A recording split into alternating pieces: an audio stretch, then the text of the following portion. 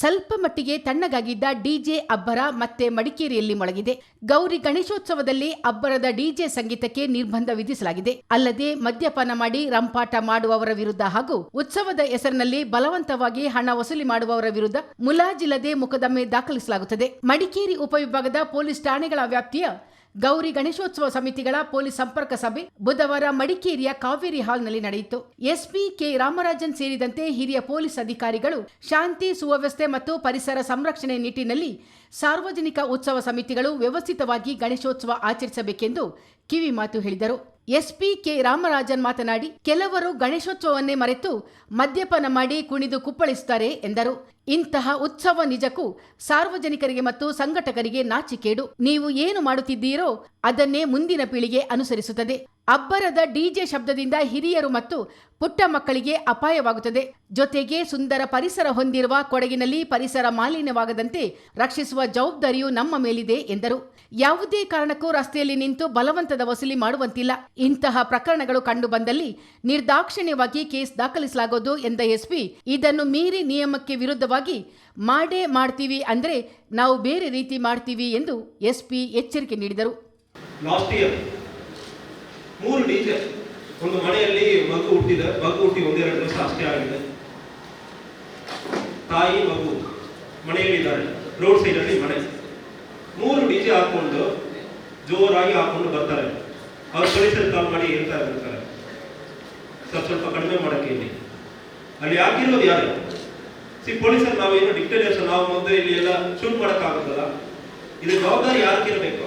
ಇದು hard core crime ಅಂದ್ರೆ ಯಾವುದೋ ಒಂದು ಮರ್ಡರ್ ಅಂದ್ರೆ ಬಟ್ಟೆ ಇಟ್ಕೊಂಡು ಬಂದು ನಾವು ಇಮಿಡಿಯೇಟ್ಲಿ ಜೈಲ್ಗೆ ಹಾಕ್ತೀವಿ, ನಮಗೇನು ಎದುರಿಕೆ ಇರಲ್ಲ. ಇದು ಸಮುದಾಯದ ಜವಾಬ್ದಾರಿ, ಒಬ್ಬರಿಬ್ಬರ ಜವಾಬ್ದಾರಿ ಮಾತ್ರ ಅಲ್ಲ. ಇಲ್ಲಿರುವವರು ಮಾತ್ರ ಇಲ್ಲ, ಊರಲ್ಲಿರುವ ಅಷ್ಟು ಜನರಿಗೆ ಇದು ಇರಬೇಕು. ಒಂದೊಂದು ಮನೆಯಲ್ಲಿ ಇಂಥ ಸಮಸ್ಯೆ ಇರ್ತಾರೆ ಅಲ್ವಾ, ಅಟ್ಲೀಸ್ಟ್ ಒಂದು ಬೀದಿಯಲ್ಲಿ ಒಂದು 4-5 ಜನ ಅವ್ರು ಎಲ್ಲಿ ಹೋಗ್ತಾರೆ? ಮನೆ ಬಿಟ್ಟು ಊರು ಬಿಟ್ಟು ಹೋಗ್ಬೇಕಾ? ಗಣೇಶ ದಸರಾ ಬಂದ್ಬಿಡ್ತಾರೆ, ಅವ್ರು ಬಂದು ಆಗ್ತಾ ಇರ್ತಾರೆ. ಯಾರು ಇವರು ಮಾಡೋದಕ್ಕೆ ರೆಡಿ ಇಲ್ಲ, ಅವ್ರು ಹೋಗೋದಕ್ಕೆ ದಾರಿ ಇಲ್ಲ. ರಾತ್ರಿ ಪೂರ್ತಿ ನಿದ್ದೆ ಕೆಟ್ಟೋಗಿರುತ್ತೆ. ಆ ಮಗು ಸರ್ ಅಳ್ತಾ ಇದೆ ಸರ್ ಅಂತ ಹೇಳ್ತಾರೆ. ಸೊ ನಮ್ಮದು ಬೇಜಾರಾಗುತ್ತದೆ. ನಮ್ಮ ಜನ ಹೆಂಗೆ ಇದ್ದಾರೆ, ಮಿನಿಮಮ್ ಅಂಡರ್ಸ್ಟ್ಯಾಂಡಿಂಗ್ ಇಲ್ಲ. ಯಾರೋ ಒಂದು ಹುಡುಗರು ಹೇಳ್ತಾ ಇದ್ದಾರೆ, ನೀವೇನ್ ಲೀಡರ್? ಈಗ ಎಲ್ಲ ಮಾಡಕ್ಕಾಗ್ತದ? ಹುಡುಗರಿಗೆ ಹೇಳ್ತಾರೆ ಸರ್ ಡಿಮಾಂಡ್ ಇರ್ತದೆ, ನೀವು ಹೇಳುವ ಜವಾಬ್ದಾರಿ ನಮಗೆ ಇರ್ತದ ಇಲ್ವೋ? ಒಂದು ದೊಡ್ಡ ಲೀಡರ್ಗೆ ಅವ್ರು ಏನು ಲೀಡರ್ ಅಂದ್ರೆ ಏನು? ಸರಿ ತಪ್ಪಂದ್ರೆ ಏನು? ತಪ್ಪಂದ್ರೆ ಇಲ್ಲಿ ಕಂಟಿನ್ಯೂಟ್ ಆಗಿ ಇರುವುದು ಒಂದು ಲೀಡರ್ ಜವಾಬ್ದಾರಿ. ಆ ಜವಾಬ್ದಾರಿ ನಿಮ್ಮದು ಪ್ರತಿಯೊಬ್ಬರಿಗೆ ಬೇಕು. ಸೊ ಅದಕ್ಕಾಗಿ ನಾವು ಹೇಳ್ತಾ ಇದ್ದೀವಿ. ಇನ್ನೊಂದು, ಈಗ RCB ಘಟನೆಗಳು ನೋಡಿದ್ವಿ ಬ್ಯಾಂಗ್ಳೂರಲ್ಲಿ. ಈಗ ಎಲ್ಲ ಚೆನ್ನಾಗಿ ಆಗ್ತದೆ, ಏನು ಸಮಸ್ಯೆ ಇಲ್ಲ. ಒಂದು ಬೇಜವಾಬ್ದಾರಿತನ ನಿಮ್ಮಲ್ಲಿ ಇಲ್ಲ, ನಮ್ಮಲ್ಲಿ ಇಲ್ಲ. ಯಾರೋ ಒಬ್ಬರು ಮಾಡೋ ಬೇಜವಾಬ್ದಾರಿತನದಲ್ಲಿ 1-2 ಜೀವ ಹೋಗ್ಬಿಡ್ತಂದ್ರೆ ಈ ಗಣೇಶ ಮಾಡಿ ಏನು ಪ್ರಯೋಜನ ಆಗುತ್ತೆ? ಒಂದು 4-5 ಜನ ಡೆತ್ ಆಗಿ ಬಿಡ್ತಾರೆ ಅಂದ್ರೆ ಎಲೆಕ್ಟ್ರಿಕಲ್ ಲೈನ್ ಇರ್ತದೆ, ದೊಡ್ಡ ಲೈನ್, ಲೋ ಲೈನ್ ಇರ್ತದೆ. ನಮ್ಮವರು ದೊಡ್ಡ ಒಂದು ಇದು ಹಾಕೊಂಡು ಹೋಗ್ತೀರ, ಬೋರ್ಡ್ಸ್ ಹಾಕೊಂಡು ಹೋಗ್ತೀರ. ಎಲ್ಲಿ ಕಂಬಿಯಲ್ಲಿ ಟಚ್ ಆಗುತ್ತದೆ, ಕೆಳಗಡೆ ಏನೋ ಆಗುತ್ತಂದ್ರೆ ಯಾರು ಜವಾಬ್ದಾರಿ? ಸೊ ಇದೆಲ್ಲ ನಾವು ಈ ಬೇಸಿಕ್ ಜವಾಬ್ದಾರಿ ನಮ್ಮನ್ನು ನಾವು ಪ್ರೊಟೆಕ್ಟ್ ಮಾಡ್ಕೊಳ್ಳೋದಕ್ಕೆ ಇಷ್ಟು ರೂಲ್ಸ್. ಈಗ ದಿನೇಶ್ ಅವರು ಏನಿರೋ ರೂಲ್ಸ್, ಸೊ ನಾವು ಪೊಲೀಸರ್ಗಲ್ಲ, ದಯವಿಟ್ಟು ಅದು ಅರ್ಥ ಮಾಡ್ಕೊಳ್ಳಿ. ಏನೋ ನಾವು ರೂಲ್ಸ್ ಹೇಳ್ತಾ ಇದೀವಿ, ನಮಗಾಗಿ ನೀವು ಪಾಲನೆ ಮಾಡಬೇಕು, ನಾವು ಹೇಳ್ತಾ ಇದೀವಿ, ಪೊಲೀಸರು ಇದು ಹೇಳಿಬಿಡ್ತಾರೆ ಮಾಡಬೇಕು. ರೂಲ್ಸ್ ನಮಗಾಗಿ ಮಾಡೋದಿಲ್ಲ. ನಾಳೆ ನಿಮ್ಮ ಫ್ಯಾಮಿಲಿ ಇಲ್ಲಿಂದ ಹಾಸ್ಪಿಟಲ್ಗೆ, ಮೈಸೂರಿಗೆ ಹಾಸ್ಪಿಟಲ್ಗೆ ಹೋಗ್ತಾರೆ. ಉದಾಹರಣೆ ಕೇಳಿ, ಗಣೇಶ ನಂತರ ರೋಡ್ ಪೂರ್ತಿ ಒಂದು ಆಕ್ಸಿಡೆಂಟ್ ಆಗಿಬಿಟ್ಟಿದೆ, ಸೀರಿಯಸ್ ಆಗಿದ್ದಾರೆ. ರೋಡ್ ಆಕ್ಸಿಡೆಂಟ್ ಅಲ್ಲಿ 1 hour ಅಲ್ಲಿ ಕರ್ಕೊಂಡು ಹೋಗಿ ಬ್ಲೀಡಿಂಗ್ ಸ್ಟಾಪ್ ಮಾಡಿಬಿಡ್ತಾರೆ ಅಂದ್ರೆ ಜೀವ ಉಳಿಸೋದಕ್ಕಾಗುತ್ತದೆ. ಹುಣಸೂರಲ್ಲಿ, ಪ್ರಿಯಪಟ್ಟಣದಲ್ಲಿ ಒಂದು ದೊಡ್ಡ ಕಳಪ ಹಾಕಿಬಿಟ್ಟು ರೋಡ್ ಅಲ್ಲಿ ಹೋಗೋದಕ್ಕೆ ದಾರಿನೇ ಇಲ್ಲ ಅಂದ್ರೆ ಒಂದು ತಾಸಲ್ಲಿ ನೀವು ಮೈಸೂರಿಗೆ 2 ತಾಸಲ್ಲಿ ಹೋಗಕ್ಕಾಗಲ್ಲ, ಆಂಬುಲೆನ್ಸ್ ಹೋಗಕ್ಕಾಗಲ್ಲ. ಆ ಸಂದರ್ಭದಲ್ಲಿ ಏನಾಗುತ್ತದೆ? ನಿಮ್ಮ ಮನೆಯಲ್ಲಿ, ನಮ್ಮ ಮನೆಯಲ್ಲಿ ನಮಗೆ ಏನಾಗುತ್ತೆ ಅಂದ್ರೆ ನಾವು ಸಾಯ್ತೀವಿ. ಸೊ ಅದಕ್ಕೆ ಹೇಳ್ತಾ ಇರೋದು, ದಯವಿಟ್ಟು ರೋಡ್ ಬ್ಲಾಕ್ ಮಾಡಬೇಡ ಅಂತ ನಾವು ಹೇಳ್ತಾ ಇರೋದು. ಸೊ ರೋಡ್ ಬ್ಲಾಕ್ ಮಾಡಬೇಡ, ಪೊಲೀಸರು ಹೇಳ್ಬಿಡ್ತಾರೆ. ಏನ್ ಇದು ನಾವು ಪ್ರತಿ ವರ್ಷ ಮಾಡ್ತಾ ಇರೋದು. ಕಾರಣ ಅರ್ಥ ಮಾಡ್ಕೊಳ್ಳಿ. ಯಾವುದೇ ಒಂದು ಆಂಬುಲೆನ್ಸ್ ಬರ್ತದೆ, ಯಾವುದೇ ಒಂದು ಕ್ರೈಮ್ ಆಗುತ್ತದೆ, ನಾವು ಹೋಗ್ಬೇಕು, ಸ್ಪಾಟ್ಗೆ ಹೋಗೋ ಸಂದರ್ಭದಲ್ಲಿ ನಾವು ತಡೆ ಮಾಡೋದಕ್ಕೆ ಅವಕಾಶ ಇರ್ತದೆ, ಒಂದು ಜೀವ ಕಾಪಾಡೋದಕ್ಕೆ ಅವಕಾಶ ಇರ್ತದೆ. ಬೇರೆ ಬೇರೆ ಕೆಲಸಗಳಿಗೆ ಹೋಗುವ ಸಾವಿರಾರು ಜನ ಇರ್ತಾರೆ, ಅದನ್ನು ತಡೆ ಮಾಡಬೇಡ ಅಂದ್ರೆ ಹೇಳ್ತಾ ಇದ್ವಿ. ಪರ್ಟಿಕ್ಯುಲರ್ಲಿ ಹೈವೇಸ್, ಇಂಪಾರ್ಟೆಂಟ್ ರೂಟ್ಸ್ ಅಲ್ಲಿ ಮಾಡಬೇಡ ಅಂದ್ರೆ ಹೇಳ್ತಾ ಇರೋದಕ್ಕೆ ಕಾರಣ ಅದೇ.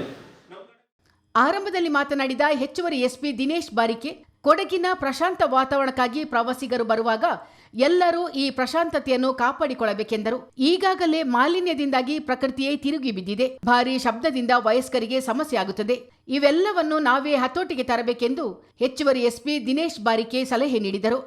ಇದು ಮುಂದಿನ ದಿನಗಳಲ್ಲಿ ನೆಕ್ಸ್ಟ್ ದಸರಾ ಬರುವಾಗ ಬಹಳ ಗಂಭೀರವಾಗಿ ನಾವು ಅದನ್ನ ಆಲೋಚನೆ ಮಾಡಬೇಕಾಗಿರುವಂತದ್ದು. ಬಹುಶಃ ನೀವೆಲ್ಲರಿಗೂ ಕೂಡ ಇತ್ತೀಚಿನ ದಿನದಲ್ಲಿ ನಡೆದಂತಹ ಬೆಂಗಳೂರಿನ RCB ಪ್ರಕರಣ ನಿಮಗೂ ಗೊತ್ತಿದೆ.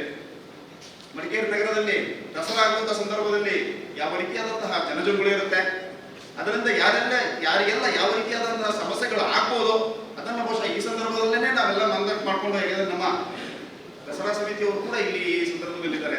ಸೊ ಇದನ್ನು ಕೂಡ ನಾವೇನೋ ಒಂದು ಅಡಿಪಾಯ ಹಾಕೊಡ್ತೀವಿ, ಮುಂದಿನ ದಿನಗಳಲ್ಲಿ ಅದು ನಮ್ಮ ಮಕ್ಕಳಿಗೆ ಅದು ಉಪಯೋಗ ಆಗ್ಬೋದು, ನಮ್ಮ ಮುಂದಿನ ಜನಾಂಗಕ್ಕೆ ಅದರ ಉಪಯೋಗ ಆಗ್ಬಹುದು. ನಾವೆಲ್ಲ ಎಲ್ಲರೂ ಇಲ್ಲಿ ಬಂದಿರುವಂತಹ ಲೀಡರ್ಸ್ ಇದ್ದೀರಿ. ನೀವು ಆ ಲೀಡರ್ಶಿಪ್ ನಿಮ್ಮ ಒಂದು ಈ ಒಂದು ಸಮಯ ಸಂದರ್ಭದಲ್ಲಿ ನಾವು ಒಬ್ಬ ಲೀಡರ್ ಆಗಿ, ಒಬ್ಬ ನಾಯಕನಾಗಿ ನಾನು ಯಾವ ರೀತಿಯಾಗಿ ಒಂದು ಕಾನೂನನ್ನ ನಾನು ಪಾಲನೆ ಮಾಡಬಹುದು, ಯಾವ ರೀತಿಯಲ್ಲಿ ನಮ್ಮ ಪರಿಸರದಲ್ಲಿ ಯಾರಿಗೂ ಯಾವುದೇ ರೀತಿಯಾದಂತಹ ಸಮಸ್ಯೆ ಇಲ್ಲದ ರೀತಿಯಲ್ಲಿ ನಾವು ನಮ್ಮ ಕಾರ್ಯಕ್ರಮಗಳನ್ನ ಮಾಡಬಹುದು ಅನ್ನುವಂಥದ್ದನ್ನ ಈ ಸಂದರ್ಭದಲ್ಲೇ ನೀವು ಆಲೋಚನೆ ಮಾಡ್ತಾ ಅದನ್ನು ಕೂಡ ಈ ಒಂದು ಗಣೇಶ ಹಬ್ಬದ ಸಂದರ್ಭದಲ್ಲಿ ನಾವು ಉಪಯೋಗ ಮಾಡಬೇಕಾಗುತ್ತೆ. ಎಲ್ರಿಗೂ ಗೊತ್ತಿರುವ ಹಾಗೆ ಮಾನ್ಯ ಉಚ್ಚ ನ್ಯಾಯಾಲಯ ಒಂದು ಆದೇಶವನ್ನು ಹೊರಡಿಸಿದೆ. ಯಾವ ಸಂದರ್ಭದಲ್ಲಿ ನಾವು ಶಬ್ದವನ್ನ ಉಪಯೋಗಿಸಬಹುದು ಅನ್ನುವಂಥದ್ದು. ಬೆಳಗ್ಗಿನ 6 ಗಂಟೆಯಿಂದ ಸಂಜೆಯ ರಾತ್ರಿಯ 10 ಗಂಟೆಯವರೆಗೆ ತೊಂದರೆ ಇಲ್ಲ. ಬಟ್ ರಾತ್ರಿ 10 ಗಂಟೆಯಿಂದ ಬೆಳಗ್ಗಿನ 6 ಗಂಟೆಗೆ ಯಾರು ಕೂಡ ಯಾವುದೇ ರೀತಿಯಾದಂತಹ ಒಂದು ಧ್ವನಿ ವರ್ಧಕವನ್ನ ಉಪಯೋಗ ಮಾಡುವಂತಿಲ್ಲ. ಇದು ಪ್ರತಿಯೊಬ್ಬರ ಮನಸ್ಸಿನಲ್ಲೂ ಕೂಡ ಇರಬೇಕಾಗಿದೆ. ನಂತರ ಪಟಾಕಿ, ಎಷ್ಟೋ ಕಡೆಗಳಲ್ಲಿ ನಾವು ನೋಡಿದ್ದೇವೆ, ಪಟಾಕಿ ಹಚ್ಚೋದ್ರಿಂದ ಒಂದು ಕಡೆ ಪರಿಸರ ಮಾಲಿನ್ಯ ಆಗುವಂಥದ್ದು, ನಮ್ಮ ಕಿವಿಗಳಿಗೆ ತೊಂದರೆ ಆಗುವಂಥದ್ದು, ಅಂದ್ರೆ ಆರೋಗ್ಯಕ್ಕೆ ತೊಂದರೆ ಆಗುವಂಥದ್ದು.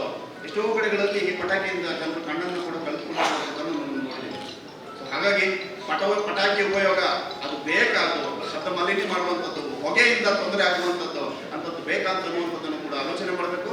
ಯಾವ ರೀತಿಯಲ್ಲಿ ನಾವು ಹೊಗೆ ರಹಿತ ಅಥವಾ ಗ್ರೀನ್ ಕ್ರ್ಯಾಕರ್ಸ್ ಇದೆ, ಅದರ ಉಪಯೋಗ ಯಾವ ರೀತಿ ಮಾಡಬೇಕು, ಸೊ ಇದನ್ನೆಲ್ಲ ನಾವು ಮನಸ್ಸಿನಲ್ಲಿ. ಸೊ ಕೆಲವೊಂದು ನಮ್ಮ ಪೊಲೀಸ್ ಇಲಾಖೆಯಿಂದ ಕೆಲವೊಂದು ನಿಯಮಗಳನ್ನ ಯಾವುದನ್ನ ನೀವು ಮಾಡಬೇಕು, ಯಾವುದನ್ನ ಮಾಡಬಾರ್ದು ಅಂತ ಅನ್ನುವಂಥದ್ದನ್ನ ನಾವು ಪಟ್ಟಿ ಮಾಡಿದ್ದೀವಿ. ಬಹುಶಃ ಮತ್ತೊಮ್ಮೆ ನಾನು ಇದನ್ನ ಕ್ರಮ ಪ್ರಕಾರವಾಗಿ ಹೇಳಲಿಕ್ಕೆ ಇಚ್ಛೆಪಡ್ತೇನೆ. ರಸ್ತೆಗಳಲ್ಲಿ, ಫುಟ್ಪಾತ್ಗಳಲ್ಲಿ ಸಾರ್ವಜನಿಕರಿಗೆ ತೊಂದರೆ ಆಗುವ ರೀತಿಯಲ್ಲಿ ಅದು ಕೂಡ ಗಣೇಶ ವಿಗ್ರಹವನ್ನ ಪ್ರತಿಷ್ಠಾಪನೆ ಮಾಡತಕ್ಕದ್ದಲ್ಲ. ಸೊ ಹಾಗಾಗಿ ಮೊಟ್ಟ ಮೊದಲನೇದಾಗಿ ನೀವು ಯಾವ ಜಾಗದಲ್ಲಿ ನಾವು ಅದನ್ನು ಪ್ರತಿಷ್ಠಾಪನೆ ಮಾಡ್ತಾ ಇದ್ದೀವಿ, ಆ ಪ್ರತಿಷ್ಠಾಪನೆ ಮಾಡುವ ಕಾರಣದಿಂದಾಗಿ ಆ ದಿನದ ಸಾಂಸ್ಕೃತಿಕ ಕಾರ್ಯಕ್ರಮದಲ್ಲಿ ಭಾಗಿಯಾಗುವಂತಹ ಜನರಿಗೆ ಕೂತ್ಕೊಳ್ಳಿಕ್ಕೆ, ನಿಂತ್ಕೊಳ್ಳಿಕ್ಕೆ ಯಾವ ರೀತಿಯಾದಂತಹ ಅವಕಾಶಗಳಾಗುತ್ತೆ, ಅದೇ ರೀತಿ ಅದರ ಪಕ್ಕದಲ್ಲಿರುವಂತಹ ರಸ್ತೆಯಲ್ಲಿ ನಡೆದುಕೊಂಡು ಹೋಗುವಂತಹ ಜನರಿಗೆ ಯಾವ ರೀತಿಯಾದಂತಹ ಸಮಸ್ಯೆ ಆಗುತ್ತೆ, ಇದನ್ನೆಲ್ಲವನ್ನ ನೀವು ಆಲೋಚನೆ ಮಾಡಿಕೊಂಡು ಸೊ ಆ ಒಂದು ನಿರ್ದಿಷ್ಟಪಡಿಸಿದಂತಹ ಒಂದು ಜಾಗದಲ್ಲಿ, ಅದೇ ರೀತಿಯಾಗಿ ನಿಮ್ಗೆ ಗೊತ್ತಿರಬೇಕಾಗತ್ತೆ, ಯಾವುದೋ ಒಂದು ಜಾಗದಲ್ಲಿ ಅದನ್ನ ನೀವು ಮಾಡ್ತೀರಾ ಅಂತ ಅದನ್ನ ಪ್ರತಿಷ್ಠಾಪನೆ ಮಾಡ್ತೀರಾ ಅಂತಂದಾಗ ಆ ಜಾಗ ಯಾರಿಗೆ ಸಂಬಂಧಿಸಿದೆ ಮೊಟ್ಟ ಮೊದಲನೇದಾಗಿ ಅವರ ಅನುಮತಿ ಕೂಡ ಬೇಕಾಗುತ್ತೆ. ಅದೇ ರೀತಿಯಾಗಿ ಸಂಬಂಧಪಟ್ಟ ಇಲಾಖೆಯಿಂದ ಉದಾಹರಣೆಗೆ ನೀವು ಅಲ್ಲಿ ಎಲೆಕ್ಟ್ರಿಸಿಟಿ ಹೇಗೆ ನೀವು ಅದನ್ನು ಉಪಯೋಗ ಮಾಡ್ತಾ ಇದ್ದೀರಾ, ಸೊ ಜನರೇಟರ್ ಯೂಸ್ ಮಾಡಬೇಕಾಗುತ್ತೆ. ಸೊ ಯಾವುದೇ ಕಾರಣಕ್ಕೂ ನಾವು ಕರೆಂಟ್ ಲೈನ್ ಇದೆ ಅಂತ ಕಾರಣಕ್ಕಾಗಿ ಅಲ್ಲಿಂದ ನೇರವಾಗಿ ಇಳಿಯುವಂಥದ್ದು, ಸೊ ಆ ರೀತಿಯಾಗಿ ಮಾಡತಕ್ಕದ್ದಲ್ಲ. ಗಣೇಶದ ಹಬ್ಬದ ಪ್ರತಿಷ್ಠಾಪನೆ ಅಥವಾ ವಿಸರ್ಜನೆ ಸಮಯದಲ್ಲಿ ನೀವೇನಾದರೂ ಕೆಲವರೆಲ್ಲ ಬ್ಯಾನರ್ಸ್ ಮಾಡ್ತೀರಿ, ಬಂಟಿಂಗ್ಸ್ ಮಾಡ್ತೀರಿ. ಸೊ ಇದನ್ನ ಸಾರ್ವಜನಿಕರ ಕಟ್ಟಡಗಳ ಮೇಲೆ ಇದನ್ನ ನೀವು ಯಾರ ಅನುಮತಿ ಇಲ್ಲದೇನೆ, ಸೊ ನಗರಸಭೆ ಅಥವಾ ಪಂಚಾಯತ್ನಿಂದ ನೀವು ಅನುಮತಿ ತಗೊಂಡು ಎಲ್ಲೆಲ್ಲಿ ಬೇಕು ಅದೇ ರೀತಿಯಾಗಿ ಸಂಬಂಧಪಟ್ಟ ಆ ಜಾಗದ ಮಾಲೀಕರು ಯಾರಿದ್ದಾರೆ ಅವ್ರ ಕಡೆಯಿಂದ ಅನುಮತಿಯನ್ನ ಪಡ್ಕೊಂಡು ಸೊ ಈ ರೀತಿಯಾಗಿ ಬ್ಯಾನರ್ಸ್ ಅಥವಾ ಬಂಟಿಂಗ್ ಹಾಕಬೇಕು. ಇಲ್ಲ ಅಲ್ಲೊಂದು ಎಲೆಕ್ಟ್ರಿಕ್ ಪೋಲ್ ಇದೆ, ಅಲ್ಲೊಂದು ಮರ ಇದೆ ಅಥವಾ ಸಾರ್ವಜನಿಕ ಕಟ್ಟಡ ಇದೆ ಅಂತ ಅಂದ್ಕೊಂಡು ಯಾವುದೇ ರೀತಿಯಾದಂತಹ ಒಂದು ಇದನ್ನ ಹಾಕುವಂಥದ್ದಿಲ್ಲ. ಸೊ ಇದಕ್ಕೆ ಒಂದು ಕಾನೂನು ಇದೆ, Karnataka open places prevention of disfigurement act ಅಂತ ಹೇಳ್ಕೊಂಡು. ಸೊ ಅದರ ನಿಯಮಗಳು ಏನುಂಟು ಅದನ್ನ ಸಭೆಯಲ್ಲಿ ಡಿವೈಎಸ್ಪಿ ಸೂರಜ್, ತಹಶೀಲ್ದಾರ್ ಶ್ರೀಧರ್, ದಸರಾ ಸಮಿತಿ ಕಾರ್ಯಾಧ್ಯಕ್ಷ ಬಿಕೆ ಅರುಣ್ ಕುಮಾರ್, ತಾಲೂಕು ಪಂಚಾಯಿತಿ ಇಒ ಸುನೀತಾ, ನಗರಸಭೆಯ ಉಪಾಧ್ಯಕ್ಷೆ ಮಹೇಶ್ ಜೈನಿ, ಗ್ರಾಮಾಂತರ ಎಸ್ಐ ಚಂದ್ರಶೇಖರ್, ಅಗ್ನಿಶಾಮಕ ಅಧಿಕಾರಿ ಚಂದ್ರಶೇಖರ್ ಭಂಡಾರಿ, ಸಾರಿಗೆ ಪ್ರಾಧಿಕಾರದ ಅಧಿಕಾರಿ ಮೋಹನ್ ಮತ್ತಿತರರು ಹಾಜರಿದ್ದರು.